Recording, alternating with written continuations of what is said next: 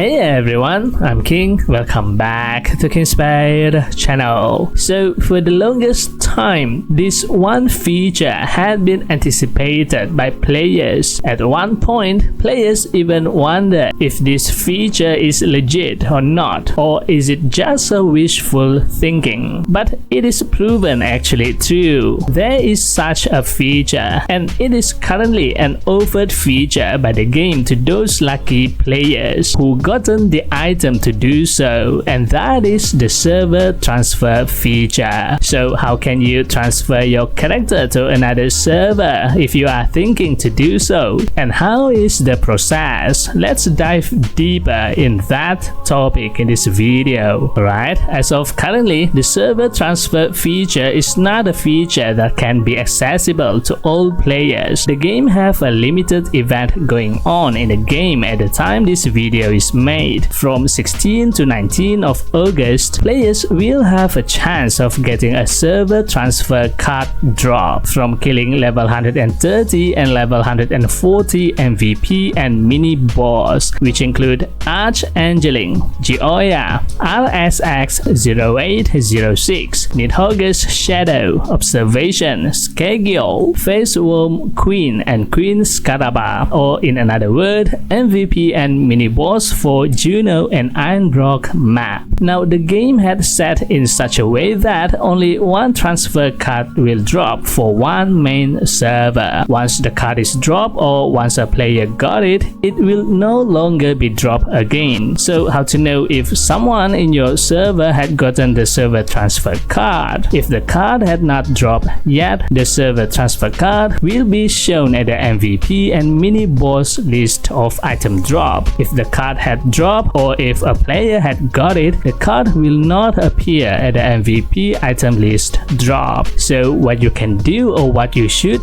do with this card if you have it, there are two possible things that you can do for this card. One is to use it so that you can change to a different server that you want to play in. And two, if you want to remain playing at your current server and don't want to use the server transfer card, you can actually sell it at the exchange center. By selling it at the EC, apart from getting the crystals amount from selling the card, the game will additionally reward you with 50,000 diamonds and 500,000 crystals. To get this reward, all you need to do is, after the card is sold, you need to reach out to the game customer service via email or whatnot. So how much the card is selling at the exchange center? Looking at the EC in my Ranger server, Odin main server, there is no server transfer card selling at the EC. Upon checking the Juno and Unrock MVP, there is also no transfer card listed at the item drop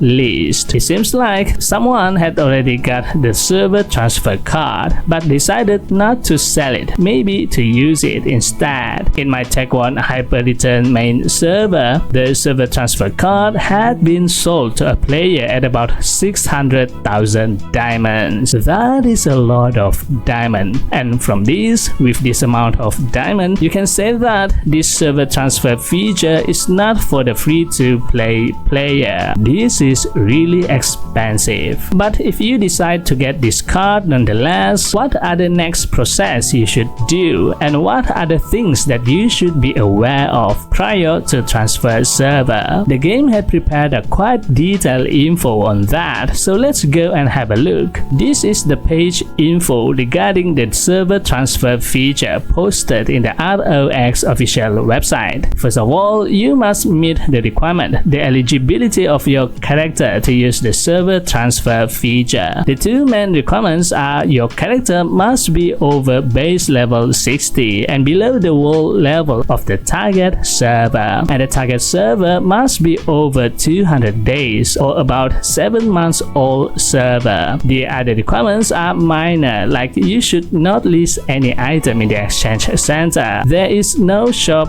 active. The character should not have an ongoing couple relationship quest. The character is not under penalty like ban, mute, or account suspension, and you must not be a guild leader. If so, you need to give the title to other guild member. Next, there is a quota that the game set for eligible server transfer at one time. If the quota is full for that specific time, you need to wait for the next round of server transfer that will be set by the game. Upon transfer to a new server, almost all of the character data will be transferred over, but not all. Here, the game lists down all of the transferable and not transferable parameters of the character: player's name, level, quest, backpack, carnival, endless tower floor climb, COC, instance, and mount data will be able to be transferred. Mission board and exchange center will not be transferred.